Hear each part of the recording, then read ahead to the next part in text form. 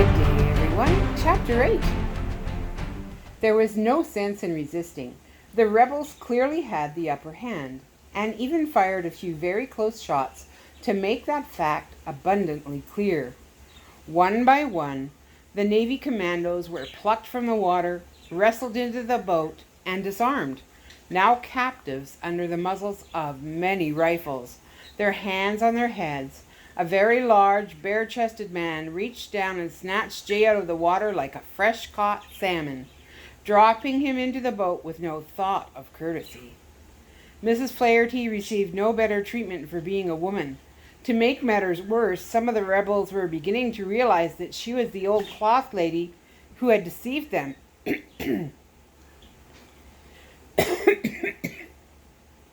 And she could sense her desire to even the score. When Dr. Cooper was pulled on board, she drew close to him for protection, and it seemed to work. The rebels left her alone, at least for the time being. The rebels failed to pull Bad Dave aboard. He started swimming for the island as soon as his body hit the water, and by the time they had captured all the others, Dave was halfway to the shore. No problem. The boat, laden with soldiers and captives, came in close to the shore, and several rebels jumped into the shallow water to form a welcoming committee to greet Dave when he arrived.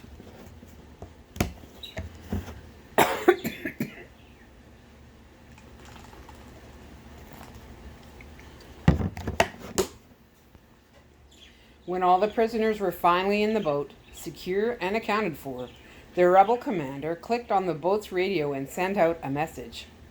Bad Dave told Dr. Cooper he just checked in with his boss and told him about us. I think the boss is coming here to see for himself.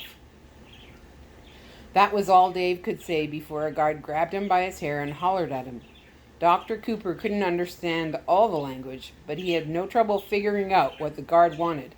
Dave was to keep his mouth shut.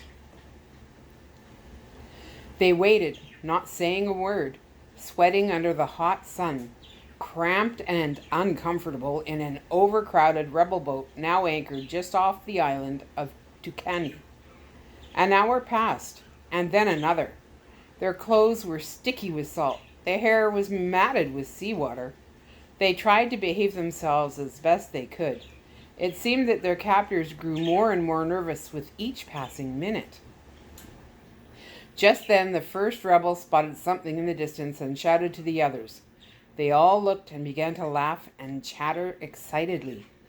The prisoners slowly twisted their heads around to have a look for themselves and saw a very large, very impressive yacht approaching, snow white, sleek, at least 80 feet long, cutting through the water like a sharp knife. Mrs. Flaherty figured the rebels were too busy chattering to hear her whisper to her friends. So here comes the Soviet puppeteer, the man who pulls all the strings and pads all the pockets, added Dave. The big yacht grew and grew in size as it came nearer, its big engines rumbling, its twin stacks puffing black diesel smoke. The rebel piloted their boat out to meet the huge craft, and the two boats tied up alongside each other. The big yacht, so large it made the rebels' little craft look like a toy. The crewmen aboard the yacht were mostly Polynesian and Filipino, but there was no question about the nationality of the skipper, the imposing, straight-standing man who appeared on the bridge. Russians, said Dave. Big Daddy himself, said Dr. Cooper. The Russians looked down at the miserable contents of the rebel boat and smiled a cruel smile. He shouted a question in Filipino to the rebel commander. He wants to know who our leaders are, said Dave. The rebel commander pointed at Lieutenant Adams and then at Dr. Cooper. The Russian gave an order, and immediately the rebel guards yanked Dr. Cooper and Adams to their feet, along with Mrs. Flaherty, Dave, and Jay. A crewman on the yacht lowered a ladder, and they were forced to climb aboard one by one. When they stepped over the railing, they were greeted by more armed guards who escorted them aft. There, under a large awning, they were allowed to sit in comfortable deck chairs. The Russian skipper looked them over carefully with cold blue eyes, and then he spoke. I am Mr. Ivanovich of the Union of Soviet Socialist Republics, the KGB to be exact. Who am I addressing? Lieutenant Joe Adams, U.S. Navy, serial number... Fine, Lieutenant, fine, said Ivanovich. I know the rest. He looked at Dr. Cooper. And you? Dr. Cooper introduced himself and the others as well. And what are you doing in the company of this military man? Dr. Cooper answered simply, he arrested us. Oh, but you are the Americans who were recently on the island of Kurno, correct? Dr. Cooper remained silent. Ivanovich was undaunted. I understand there was quite a brawl in the Trade Star over a snail-eating contest? He laughed at that and then looked at Mrs. Flaherty. And this would be the old cloth lady, He smiled at Jay. And this would be the young fighter I've heard so much about. He stood tall, looking at them all, and declared, Quite a catch. So far, I'm having a wonderful day. He then took a chair himself, facing his captives, openly gloating over his luck. Well, Lieutenant Adams, he said, I suppose you've told your friends what this whole exciting game is all about. I'm Lieutenant Joe Adams, U.S. Navy, serial number... Never mind, I'll tell them myself. Dr. Cooper, am I correct in thinking you're looking for a particular American aircraft? A U.S. Air Force C-141? Dr. Cooper didn't answer. Ivanovich just kept going. Well, so are we. That should be obvious. But let me tell you why, and then Lieutenant Adams can verify whether or not I'm telling you the truth. Doctor, you might recall some time ago a violent explosion, a brilliant fireball appearing in the skies over Japan, China, the entire Orient. It was in all the papers. Do you recall that event at all? Dr. Cooper acknowledged. I read about it. Good. Then let me explain what really happened. You see, that was not a meteor burning in the atmosphere as the media claimed. No, that explosion was man-made. It was a secret test of an immensely powerful ground-based anti-satellite laser, a weapon designed to destroy enemy satellites and ballistic missiles. The test was, as you can guess, a remarkable success. The laser was able to completely destroy a large orbiting target, some 400 miles in space. A weapon of such precision and power would clearly put the United States decades ahead of the Soviet Union in the strategic defense weaponry.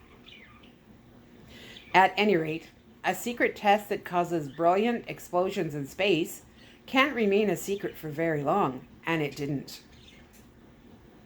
My government found out about the weapon. They want it, and they have commissioned me to get it for them, as quietly as possible and without involving Soviet forces directly. That wouldn't look good to the rest of the world. So my plan was to hire someone else to get in. These fine defenders of the oppressed, these fighters for the liberation of the Philippines, were only too willing to make a contract with us to secure the weapon. And we are, of course, paying them handsomely in money and weapons to use in their own cause. That way, they get what they want, and we get what we want, while the world goes on thinking that the Soviet Union is only interested in peace and not conquest. Ivanovich turned to Adams and asked, Am I telling the truth so far? Adams wouldn't say a word. Ivanovich was impressed. You are a very loyal American, Lieutenant Adams. Fortunately for us, the two men aboard that plane, Max Baker and Al Reed, were not, and we were able to buy their loyalty. As you may have guessed, the laser was aboard that plane en route to the United States for further testing and refinement. Hijacking the plane was an easy and logical plan, and it did work well, up to a point. Ivanovich leaned back and sighed. And that's why we're all here, isn't it? That plane, with its precious cargo, was supposed to land at the rebuilt airstrip on Kurno. The laser was supposed to be transferred to a Soviet plane and carried away. The C-141 was supposed to be destroyed at sea. It would have been so smooth, so perfect. Ivanovich paused to think about the scheme that didn't work and then concluded, "Instead, the plane has vanished, and we all find ourselves in a race to find that laser, a massive treasure hunt, winner take all." The Russian leaned forward and gave Dr. Cooper a piercing gaze. "But that brings us to you, Dr. Cooper, and your comrades here, the boy and the cloth lady. You do have some information, don't you?" Dr. Cooper only smiled and shook his head. "Mr. Ivanovich, I wish I did." Ivanovich did not soften. "You do, Dr. Cooper. I am sure of it. That native in the trade store in Kurno, the poor man who couldn't keep down all those snails, he gave you a locket, did he not?" "I can tell you weren't there. And he told you where he found it, didn't he? He told you where to look for the lost aircraft." "That would have been nice. And that is why you slipped away so hurriedly in the night, to come here to the island to find that plane? Now tell me, where is the plane? Where were you planning to look?" "Why didn't you ask that native?" Ivanovich leaned back. "We did. Unfortunately, he died a very cruel death at the hands of our interrogators before he would consent to tell us." Then he jerked forward and shouted the words right into Dr. Cooper's face. "And you will die too, Dr. Cooper, if you do not tell us everything we wish to know." Lila was up to her neck in silty, muddy seawater, exhausted and finally beginning to accept that she would never be able to dig herself out. She'd been hacking and chopping away for hours at the ocean floor that blocked the hatch, but she'd really accomplished little more than using up her oxygen and dirtying up the water that filled the bottom of the pod. With slow, painful exertion, she climbed out of the filth and eased slowly up on her perch atop the big wooden crate. She flopped down and lay there, limp, getting used to the idea of failing at this attempt. "But boy Lord," she said out loud, "I wonder if anyone even knows I'm down here. Sure, I know you do, but who else? I mean, here I am, all alone with my problem, and I don't even know if anyone out there knows about it or even cares. As a matter of fact, I'm not even sure that you care." God didn't seem to be answering her at the moment. Maybe his phone was off the hook. Maybe he was tired of listening to her cries. "Lord, all I want to do is get out of this trap. Can't you see that?" But that question brought a memory back to Lila's mind. She fell silent and let the memory replay before her eyes. "He's trapped, Lila, trapped inside his own feelings." Her mother had said that years ago. Lila could remember the place. A quiet, breezy park in England with green lawns, a large pond with swans, huge weeping willows. Lila was only 9 or 10, and she'd been crying. She and her mother were sitting on a park bench, and her mother was holding her close and comforting her. Her mother was beautiful. The sun was making her long blonde hair shimmer like gold. Sometimes her mother said, "People get hard on the outside because they're very hurt on the inside. They don't want to be hurt anymore, so they hide inside a shell." Lila could remember it all so vividly. She lay there in the dim red light, her eyes vacant, just watching the memory like a movie. Then her mother had said something like, "He didn't mean to be angry toward you, not at all. You just need to understand your father. Whenever he gets really hurt, well, he buries himself in whatever he's doing, and it takes him a while to dig himself out again. Do you understand?" Lila tried to remember if she'd understood at the time. She didn't think so. As nearly as she could remember, she was angry and hurt toward her father about something. Just what was it, anyway? Oh, brother. Now she remembered. She wanted him to take her to the park, but he said he couldn't. And he seemed like he was upset about something. And Lila thought he was mad at her, and Lila winced. Oh, that's right. That was when the university cut back his funding because he was taking the Bible too seriously. Boy, no wonder he was upset. Then Lila became still and listened to her own thoughts taking form. He was hurt very badly, but I didn't see it. I only thought he was being unkind to me. I thought he didn't care about me. Then she knew. Lord, it's you, isn't it? You're helping me. You're reminding me of these things. Help me, Lord. Help me to hear what you're saying. Some of her own words came back to her mind. Lord, all I want to do is get out of this trap. Here I am, all alone with my problem, and I don't even know if anyone out there knows about it or even cares. She thought about those words, and it occurred to her that they not only applied to her, they might apply to her father as well. Was he hurting too? Did anyone else know or even care? Did she care? Lord, she asked, is that why he never talks about Mom? Dr. Cooper remained firm and steady under the gaze of the Soviet agent trying to scare him. Mr. Ivanovich, he said, you're a powerful Soviet with all the manpower, machinery, transportation, and weapons you could ask for. What could you possibly need from us? Lieutenant Adams jumped in. Cooper, don't talk to this man. He's the enemy. Silence, Ivanovich shouted. Dr. Cooper is wise to be talking. He will spare his life and maybe your lives by cooperating. Adams persisted. That laser is the property of the United States. We can't let the Soviets steal it. I didn't come here because of the laser, said Dr. Cooper. I came to find my daughter. Ivanovich raised his eyebrows at that. Your daughter? She was aboard that plane as well. My friends and I came here only to look for her. We knew nothing about any laser weapon. Ivanovich smiled wickedly. Dr. Cooper, we know good and well that there was no civilian passengers scheduled on that flight. No, not at first.